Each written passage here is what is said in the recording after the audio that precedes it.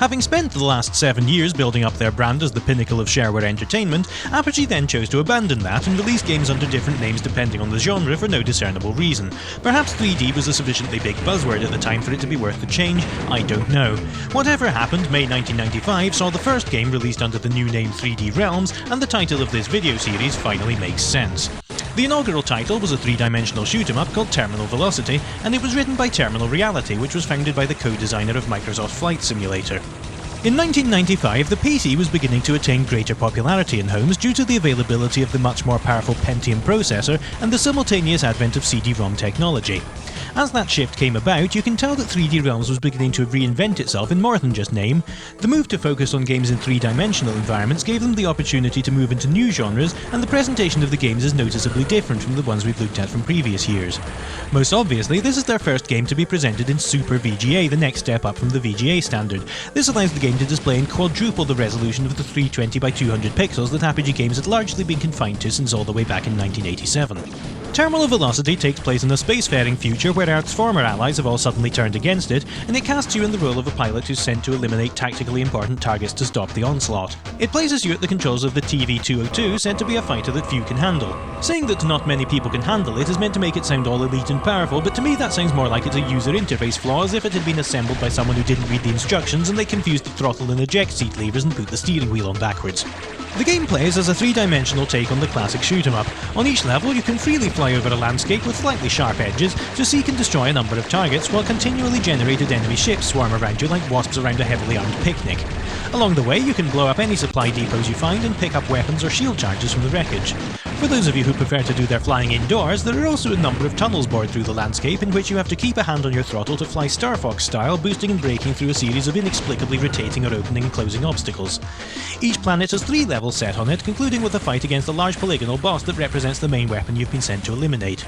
Unlike the previous 2-dimensional scrolling shooters, you're free to fly anywhere on the impressively large maps, including going off into the distant irrelevant bits before looping all the way back around the world. To keep you on track though, you're given a slightly confusing navigation system that isn't a compass in the top right of the screen, it always faces towards your next objective. Missions are linear and you can't choose the next target, it'll always point you to the next one in the list with a cryptic 3-letter code on the left hand side of the screen that you have to look up the meaning of in the help screen. It has a variety of enemies on each world, but a lot of the time you'd be hard pressed to notice the difference in their methods of attack, and each level involves a sequence of just reaching targets on the map or blowing up whatever's standing on the ground at that point. Part of the difficult to handle nature of your ship is that even though it doesn't seem to require any forward movement to stay suspended in the air, it sorely lacks a strafe feature, meaning that your method of attack is limited to flying straight towards whatever structure you're firing at and hoping that it explodes before you do. There isn't anything in the way of actual flight physics or momentum. You can fly as recklessly as you like, provided you keep an eye on your shield, leaving the exploration and combat as the only things for you to worry about. I would actually disagree with its own declaration of being a flight simulator, as it focuses so much more on the combat and realism. It's more like a shoot-'em-up with an added dimension. Like a lot of early 3-dimensional games, its appearance hasn't aged fantastically. The cinemas have the distinct nostalgic early 3D look of low-resolution rendering disguising low-polygon models, and the in-game visuals look a little plain with noticeably blocky sprites. It's hard to remember that the nature of the game set it apart from anything else at the time. Full free-roaming texture mapped 3D environments were rare, and the game used to look very flashy with its high-resolution graphics. However, with that advantage stripped of it these days, it's a fairly enjoyable but ultimately pretty simple and repetitive game.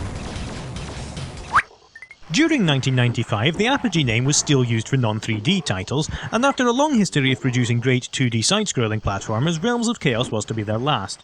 It was written by Keith Schuler, who had done Paganitsu, and it started life as a sequel to that game called Alabama Smith and the Bloodfire Pendant. By the time it was released though, it had changed so much from this initial idea that the link isn't even worth mentioning, so I don't know why I did. What it turned into was a fantasy-themed game, and it's quite different in feel from the other Apogee platformers. It's styled more like a console hack-and-slash game with inspiration from things like Castlevania. It also didn't record incredibly well, and normally the game runs a bit more smoothly than what you're seeing here. This time, you play as a pair of heroic siblings named Endrick and Elandra, who are questing across the land to push back the vague menace causing evil and violence in its people. As usual when you have a choice between fantasy characters, the male warrior has more health and is the more powerful but slower of the two, and the spellcasting woman is weaker in terms of both health capacity and damage dealt, but is more agile, mostly due to wearing blatantly too little clothing for adventuring. In a fairly unique feature, you don't have to choose just one of these characters to play as, but can tag in and out between both of them whenever you're standing still, selecting your character according to the situation. Your aim throughout the levels is pretty simple. You have to get from the left-hand side of the map to the right while fighting off enemies like goblins, disquietingly sexy lynx warriors called Mariol, or these infuriating bats which move in sine wave patterns and you'll die to hundreds of times. Collectible gems are scattered through the levels and represent your magic points. You'll need to have a certain amount of them saved up before you can use the power-up potions that you can find dropped by enemies or hidden in statues. These grant you things like extra offensive power or invincibility. They also power Elandra's fireballs, and being hit by an enemy causes you to drop 5 of them, but you can scoop them up again if you're quick. Even though Elandra's spells are less powerful than Endrick's sword and come with an ammunition limit, she's far and away the better character to play as because it's difficult to convey just through this video how slow Endrick is. There's a massive gap of at least half a second between hitting the attack button and him mustering up the strength to swing his broadsword, suggesting he should perhaps have opted for a lightweight carbon fibre one instead. To add to the frustration, the level design is often needlessly malevolent, frequently placing enemies at the edges of difficult jumps that will knock you back into spikes and cause you to lose the level instantly, or worse, allow you to survive and therefore have to trek all the way back up to the point you fell from. With this in mind, it's nice that they included a quick restore option. Instead of just restarting the level, you're given the option to load your latest save to speed things up a bit. As you can see, there are a lot of environments to hack your way through, each with some really nice VGA graphics. It was only the 4th side-scrolling Apogee platformer to use this graphics mode, and you can definitely see the step up from previous titles. The music, however, is surprisingly boring and could have done with some power metaling up for an exciting action game. In an attempt to be helpful, I've had to go myself.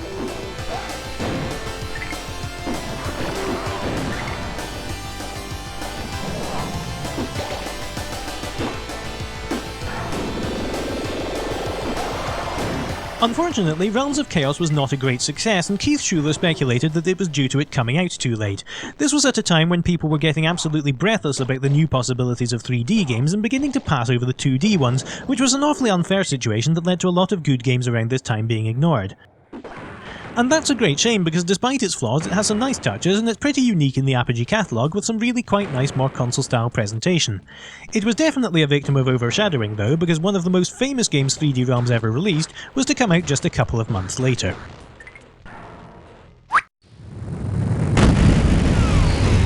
So this is the big one. At the start of 1996, after Duke Nukem was a platform hero and before he was famous for not appearing in a game, he starred in Duke Nukem 3D.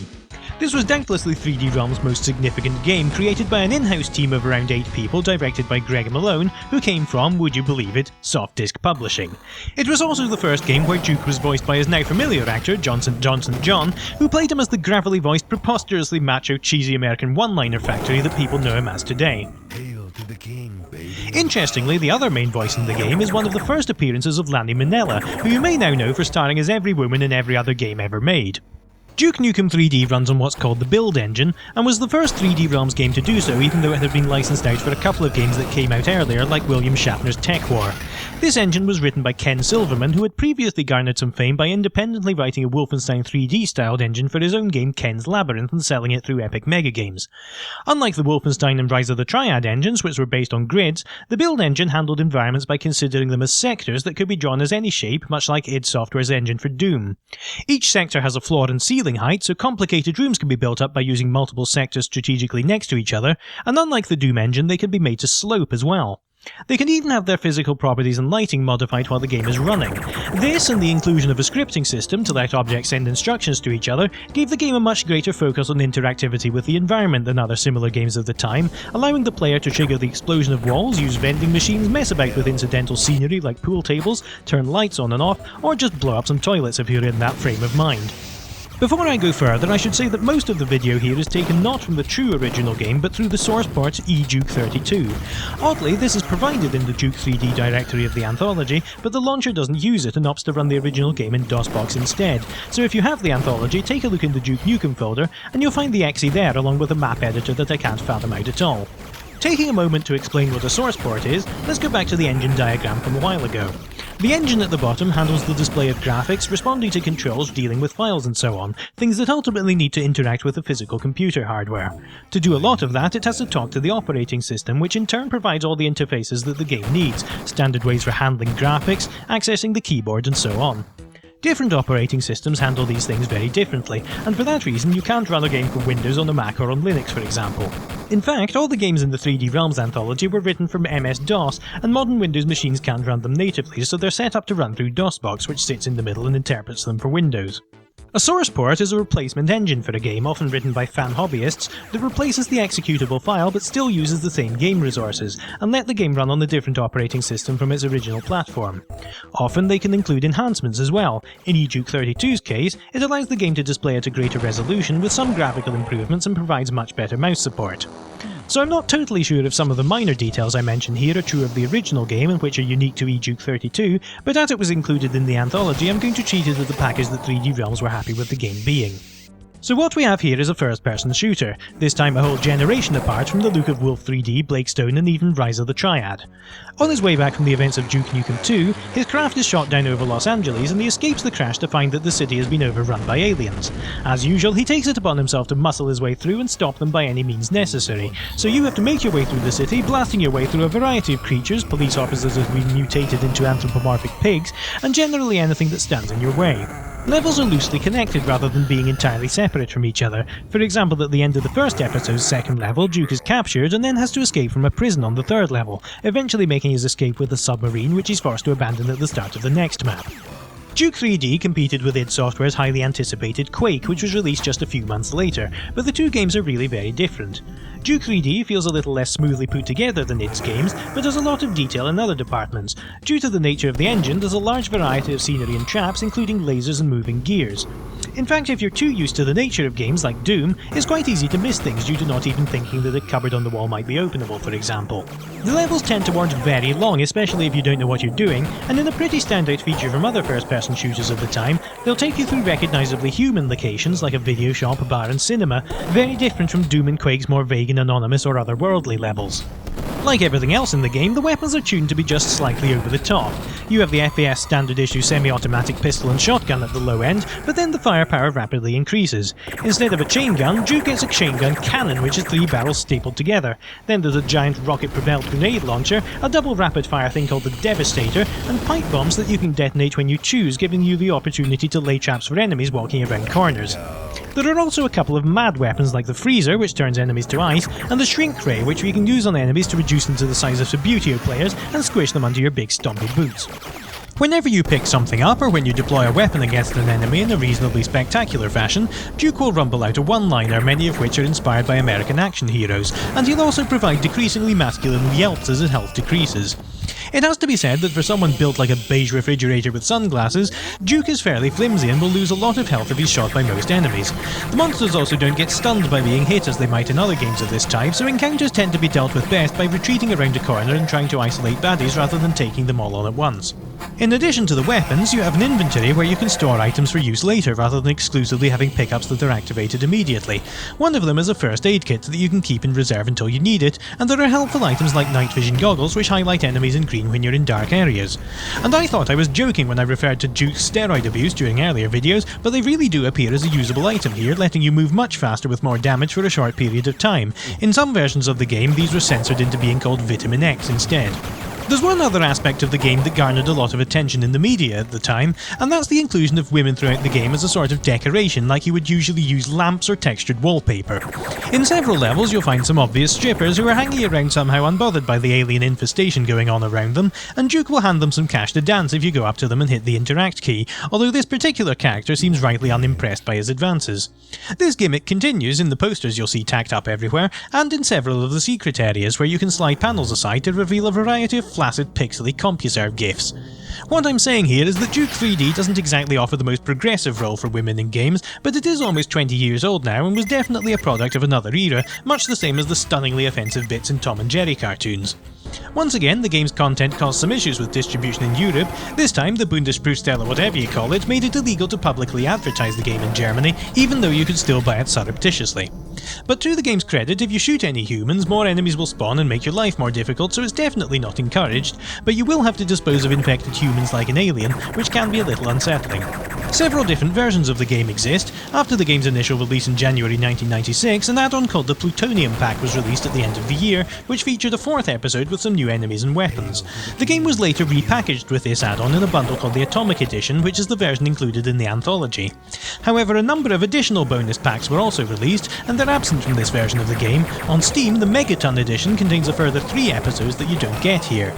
The Steam version also comes with online multiplayer capabilities that this version doesn't have. Its options are limited to local network play and the long-defunct Total Entertainment Network service. So like the other games in the Anthology, you're getting the complete game as it was in DOS, but in this case you're not getting the most up-to-date release of it. Nevertheless, it's easy to see why Duke 3D caused waves in the game industry of the time. I never played it at the time of its release, but I heard a lot about it, and so it's interesting to see why some people thought it was the game Quake should have been. Even though it presents itself as crude and testosterone American on the surface, it took a different approach to the first-person shooter genre, which was characterised by more detailed, plausible locations and interactivity, traits that were beginning to shape the direction the genre was taking, and which would be taken even further by Half-Life several years later. I'm not really sure how to pronounce this one.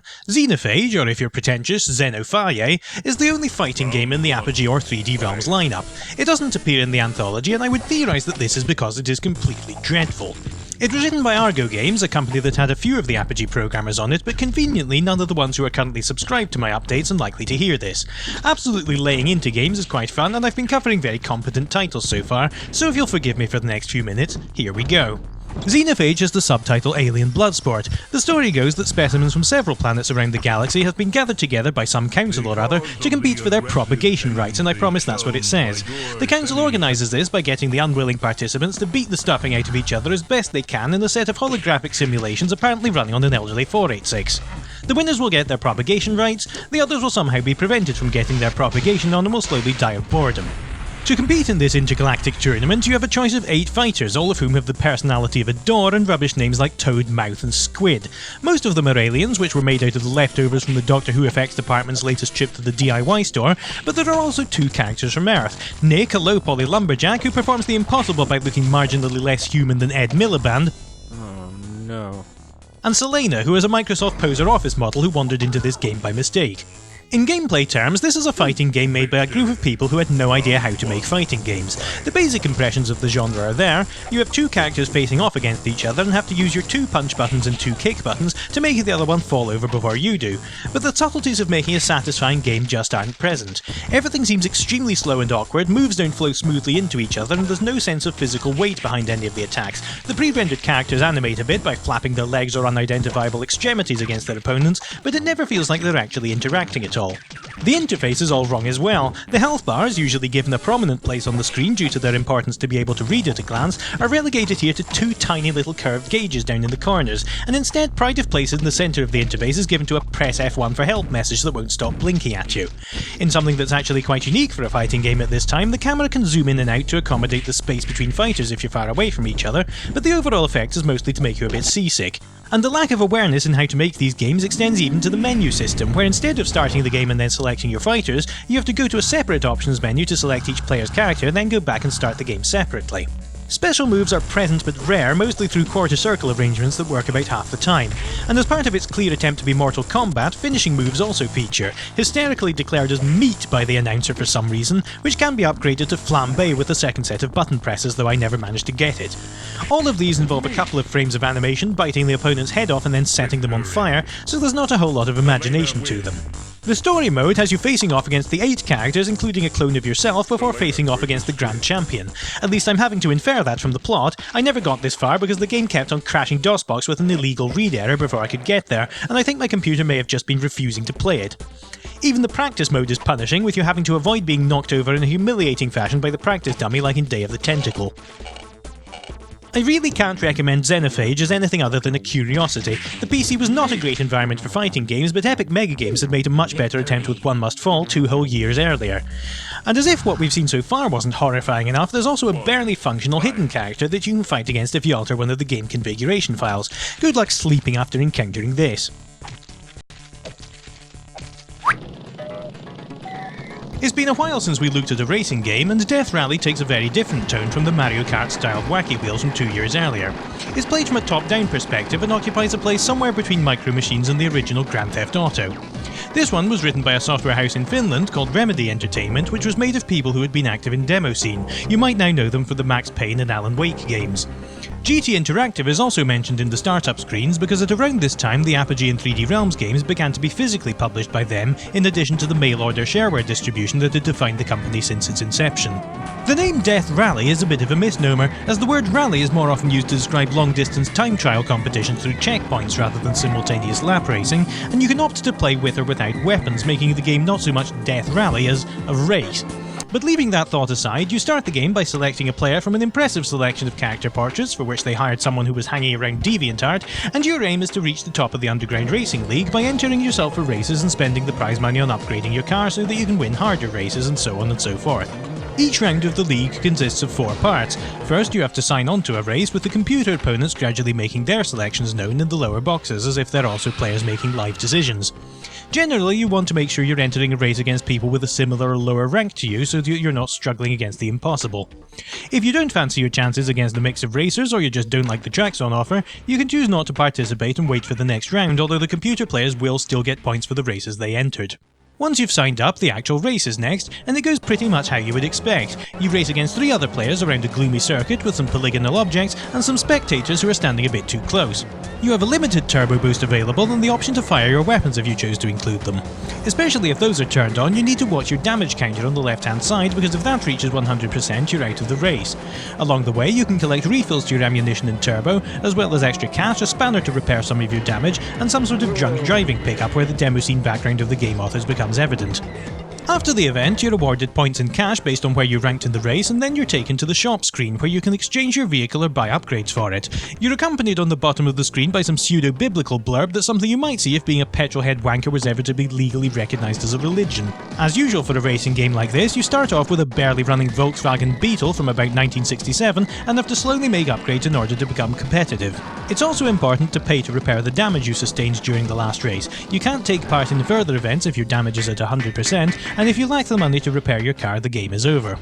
Finally, in each round, you can also take a look at the black market, which allows you to buy temporary upgrades that will give you an advantage in the next event. For example, you can replace your turbo with rocket fuel, which is much more effective but increases your damage slightly when used, or pay to sabotage an opponent's car so that they start off the next race with less than full health.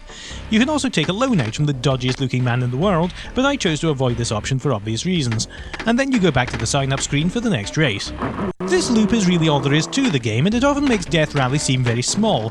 There are an impressive 19 tracks available to race on, but there's no real sense of progression because the available ones are selected at random and every option is theoretically open to you from the start.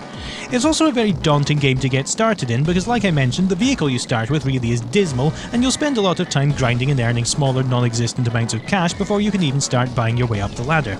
The game says that you're blocked from entering the higher ranked races until you have a certain standard of car, but you can go in anyway if you're feeling lucky, and I found that struggling to place in the medium races got a much better cash return than competing in the easy ones, even if it sometimes meant being slaughtered. Because you can be much more easily damaged if you're in first place, I found that the most effective tactic to guarantee some cash flow was to casually let the other drivers past at the beginning, allowing them to knacker each other for a while and leave you alone. If you can catch up to someone with critical levels of damage after that, you can then finish them off, taking them out of the race and guaranteeing you at least some of the prize money. With this in mind, it's tempting to abandon the race altogether and lie in wait to ambush the other racers as they come past, but there's a safeguard against this, as you won't earn any money at all if you're lapped by another player at any point during the race. There are some other bits and pieces included in an attempt to make the game less monotonous. Sometimes you get little missions that you can opt to take on, like wrecking a certain other player's car, risking some of your money in the process. And if you manage to take out all 3 other cars in the race, the Grim Reaper of Cars shows up to congratulate you and gives you some money. However, these still don't really take away the feeling that you have to grind a lot without being able to make much progress through your own skill. The driving physics work well enough, but they don't offer a whole lot of subtlety beyond hold down the up arrow and try to get around the corners. Unusually for a racing game though, the computer players stick to the rules remarkably well. They have properly limited ammunition and will even believably drive a little weird when they pick up the wobbly screen downgrade. So overall, if you can overlook the long periods you'll spend making little progress, this can be a fun game to come back to for a few races at a time. Once again, the game included in the anthology is not the latest version. There's a free version of it which was rewritten for Windows, although the installer exe is suspiciously difficult to find. The 2 versions are pretty much identical, and the game runs fine on the DOSBox, though I suspect the music in this one goes wrong occasionally. There's also a remake that was released for iOS in 2012, which brings the same gameplay to a top-down full 3D environment. Stargun was the last game the company released in 1996, coming in just a few weeks before the end of the year. It was also released as freeware 10 years ago, but it didn't get the Windows makeover that Death Rally did, and the Anthology edition is the same as the free one. Impressively, it was the result of a group of independent developers in Australia writing a complete game for the first time ever, and at the time it was technically notable for running smoothly even on a 486 due to the use of heavily optimised low-level assembly code for the video routines. This is Apogee's third scrolling shoot-em-up, and it runs in 2D but uses 3D rendered graphics in a look similar to things like Donkey Kong Country. This time it scrolls horizontally, and even in the 4:3 screen resolution of the time, this gives you a little more breathing space to see what's coming. A lot of this breathing space is swiftly taken up by the scenery forming obstacles you have to avoid, which is something that had happened in Major Striker but wasn't a feature of Raptor. In a truly unprecedented approach, the game has two different storylines, one detailed in the manual and the other in the game, in this scrolling space that didn't take inspiration from anything else at all. Depending on which one you read, you're either part of the Amdaran fleet sent to destroy Barakian strongholds, or an Iteman performing a preemptive strike on the Xylian bases before they attack your planet. Perhaps it's a commentary on how interchangeable backstories are for this type of arcade game, or maybe they just forgot they had written one of them. Whichever way, your task on each mission is to make it to the right-hand side of the level, destroying absolutely everything in your path and then defeating the boss at the end. The episode layout is pretty unusual. Instead of having one shareware episode in one style and keeping other graphics and levels for the registered version, the shareware episode is called Scouting Mission and is made up of a couple of levels of each planet that you go through in the registered one, acting as a demo of each registered episode. In order, they take place in space, above the land, and in the water. The space setting means that the game seems to play coy with its abilities at first, because you start with a large expanse of empty background before it begins using more impressive parallax graphics later on in the game. Like Raptor before it, you have to pay for your own weapons in between missions, but this time cash is measured separately from score and is a bit more difficult to come by. This time you have the capacity to carry only 2 additional projectile weapons at a time, and you can select where they're positioned on your ship to decide the angle they fire at. This is a nice idea that I'd like to have seen taken further, because with just 2 positions your options are pretty limited. However, as you can see, there are a fair number of weapons available, and it's difficult to see at a glance, but some of these options let you buy smart bombs or things that spin around your ship and defend it. In-game, you can earn cash by picking up the little green crystals that you can find floating out of enemy ships and structures after you've wrecked them, and there are also power-ups for score, cash, invulnerability and all the usual stuff. In an interesting touch, there are 2 different tracks on which you can upgrade your main weapon. If you shoot a weapon pickup, it will flip over between Pulse and Plasma, and collecting either type consecutively will give you progressively more destructive upgrades. Pulse is the red weapon, which concentrates on heavy fire in a straight line in front of you, and Plasma is slightly weaker but spreads out to cover more of the screen. There's one glaring thing that you can't fix with power-ups. Unlike the resilience I mentioned in Raptor in 1994, this time you're handling a ship that was built by the Acme Polystyrene Company. You still have a shield bar at the bottom of the screen, but it's depleted distressingly rapidly, and in general you will still explode into a million bits on the slightest contact with anything heavier than air, losing one of your expensive lives in the process. This is a large contributing factor to the game being nonsensically difficult even on the easiest setting. As you'll have noticed, the screen usually resembles a collection of spaceships and bullets being churned around in a giant tumble dryer, and you have to have superhuman vision and reflexes to be able to identify and avoid the hazards being relentlessly flung at you at supersonic velocities. However, I'm not an experienced shoot-em-up player, and so I'm not sure if this is normal. From what I've seen, it appears to me that modern games like this usually have about 98% of the screen made up of bullets, so there's a small chance that veterans of the genre will be absolutely fine with this, but its difficulty is undeniably noticeable among the rest of the games in the anthology. I tried the mouse control option in the hope that it might give me some more manoeuvrability, but I found it very uncomfortable as your speed is limited far below the natural pace of the movement of your hand. You can turn on a cursor to show you where the ship will head, but I still didn't feel it really worked and reverted to struggling through with the keyboard instead. Stargunner definitely looks impressive, but I think it would feel much more comfortable if there were about half as many enemies or everything did about a quarter of the amount of damage it currently does. Stargunner's music was in mod format again and was also provided as CD tracks with the game. It was written by Lee Jackson, who I frankly haven't given enough recognition to in this video series, because he also put together some great pieces of music for Rise of the Triad and the theme from Duke Nukem 3D. However, the game was originally submitted to Apogee by the developers with a complete theme song with lyrics which everybody hated. A couple of attempts were made with the singing intact before it was dropped entirely, but you can hear a piece that Lee Jackson put together on Joe Ziegler's site, which incorporates some of the infamous voice samples.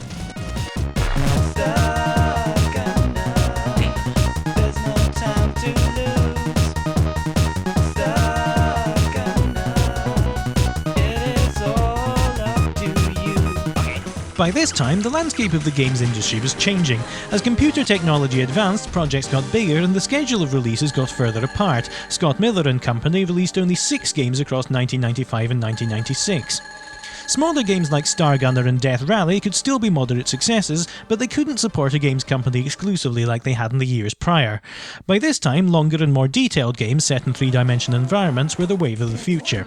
For that reason, after 10 years of Apogee being a leading name in developing and publishing shareware games, the company chose to focus their efforts on the new 3D Realms brand from 1997 onwards.